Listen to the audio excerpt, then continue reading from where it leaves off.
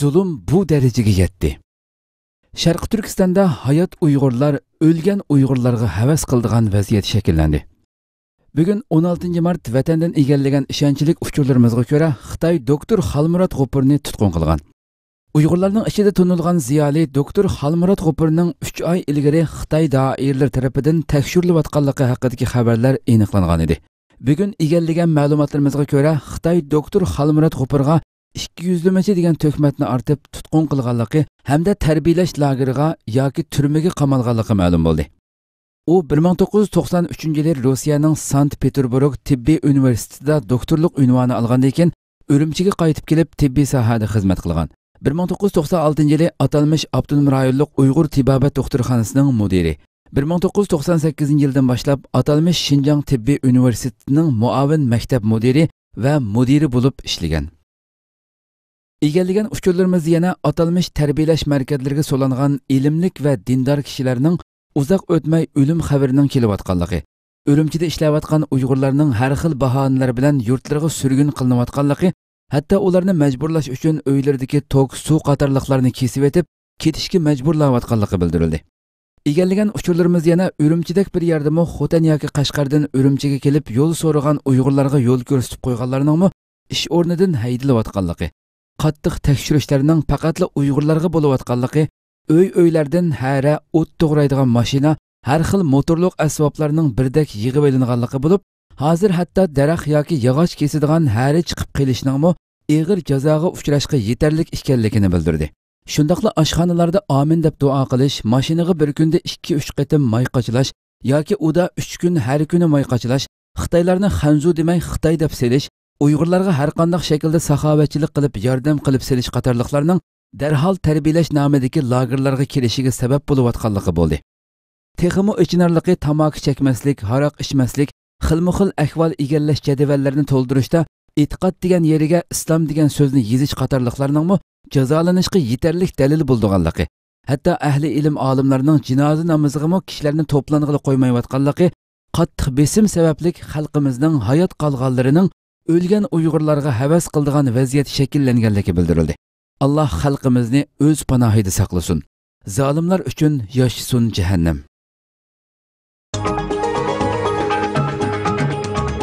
Türkiye Qrim to'g'risida bayonot e'lon qildi. 16 mart Türkiye Ovoz radiosining xabarida bildirilishicha, Türkiye Qrimning Rossiya tarafidan qonunsiz ravishda qo'shib olinganligining 4-yili munosabati bilan bayonot e'lon qilib, xalqaro qonunga xilof bu qilmishning natijasi sifatida o'ttirga chiqqan hozirgi holatni e'tirof qilmaydiganligini yana bir qatim takrorlaydiganligini, Ukrainaning zamin butunligiga va egilik huquqini qo'llab-quvvatlaydiganligini ta'kidladi.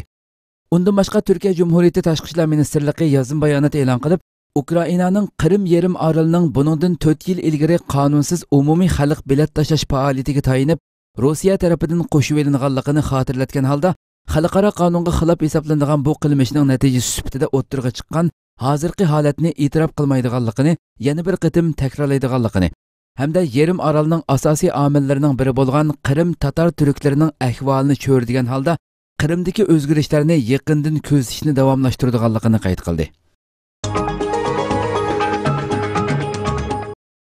Amerikada Xitoyga qarshi namoyish elib berildi. 15 mart Xitoy demokratchilari Xitoyning Nyu-Yorkda turishliq bosh elchixonasi oldida namoyish elib bordi. Xitoyning 2 yig'in qurultayida Xitoy asosiy qonundagi davlat raisining 2 qatimdan oshiq saylanishiga bo'lmaydiganligi haqidagi qonunni o'zgartgandan keyin xalqaro jamiyatning qattiq diqqatini qo'zg'amoqda. Xitoy asosiy qonunining o'zgartirilishi Xitoy mustamlikasiga qolgan millatlarni andishiga selib qolmay, balki tinchlikni suydigan, demokratiyani yoqlaydigan Xitoy fuqarolarini andishiga salmoqda. 15 mart yuzlagan Xitoyning ziyonkashligiga uchragan aqlug'uchi muxbirlarning rasmlarini ko'tarib olgan Xitoy demokratchilari Xitoyning Nyu-Yorkda turishliq bosh elchixonasi oldida Xitoy siyosatining barg'ansiri zo'ravonlik va mushtumzo'rlik yo'linishiga qarab manganligiga qarshi namoyish qildi. Turkiya 39 Shimoliy Koreyalikning mol-mulkini to'nglatdi. Turkiya Birlashgan Davlatlar Tashkiloti Xavfsizlik Kengashining Shimoliy Koreyaga qaratgan embargolari doirasida ba'zi Shimoliy Koreyaliklarga sayohat cheklamasi qo'ydi. Turkiya Ovoz radiosining xabarida bildirilishicha, Shimoliy Koreyalik 39 kishining Turkiyadagi mol-mulki to'nglatildi. Bugun rasmiy gazetda e'lon qilingan qaror orqali Shimoliy Koreyaga nurg'unlagan mahsulotlarning setilishi hamda Shimoliy Koreyadan setib olinishi man'iy qilindi. Shuning bilan birga yana Shimoliy Koreyalik 39 kishining mol-mulkining to'nglatilishi va ularga sayohat cheklamasi qo'yilishi rasmiy qaror qilindi. Birlashgan Davlatlar Tashkiloti Xavfsizlik kengashining Shimoliy Koreyaga qaratgan embargolarga aloqador Turkiya Ministrlar kengashining mazkur qarori rasmiy gazetda e'lon qilindi. Shimoliy Koreyaning yadro programmalariga hassa qo'shish ehtimoli bo'lgan oltin tijorati qatorliqlardan boshqa yana tabiiy gaz, xom neft, to'qimachilik mahsulotlari, koni paraxod, zavod mashina zapchaslari, qatnash vositalari, temir po'lat va boshqa materiallarni setishmo man'iy qilindi. Shimoliy Koreyadagi qo'g'ishun va qo'g'ishun rodisi, yemak va yezi egiliki mahsulotlari, elektronlik mahsulotlar, zavod, magnezit, yog'och, kema, dengiz mahsulotlari, to'qimachilik mahsulotlari, rax va tayyor kiyim qatorliqlarning import qilinishi cheklandi. Agar Shimoliy Koreyadan ba'zi moddalarning setib olinganligi yoki Shimoliy Koreyaga setilganligiga doir kuchli gumon shakllangan ahvolda har qaysi port va aerodromlarda hamda boshqa transport iskilotlarida tekshirish elib berildi. Birlashgan Davlatlar Tashkiloti Xavfsizlik kengashining cheklash tizimiga kirgizilgan kema paraxodlar jiddiy ahvol yuz bermagan ahvolda Turkiya portlariga kira olmaydi. Bu kema paraxodlar yana paraxoddan paraxodga mol yetkash bilan shug'ullanolmaydi. Ularga yordam qilinmaydi.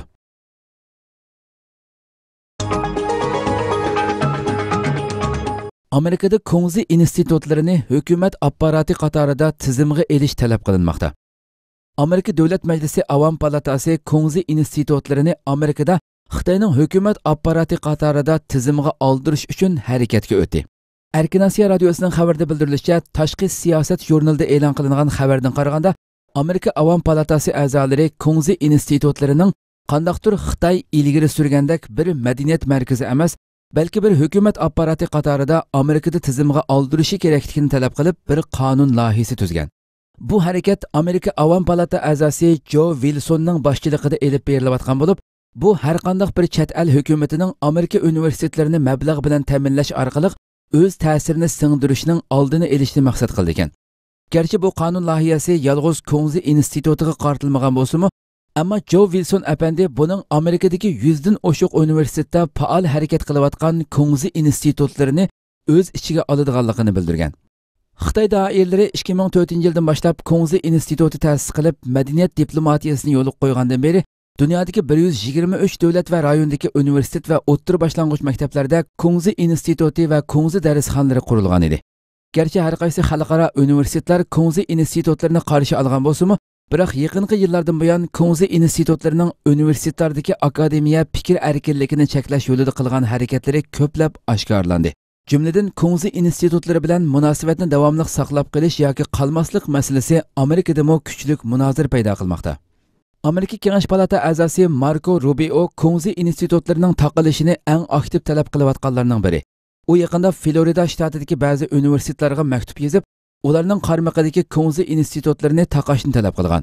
U maktubida Kongzi institutlarining Amerika universitetlarida fikr erkinligi buzg'unchiligi qilayotganligini ogohlantirgan edi. Arqadilla Floridadagi bir universitet maktab qarmaqidagi Kongzi institutini taqaganligini jakarlagan edi.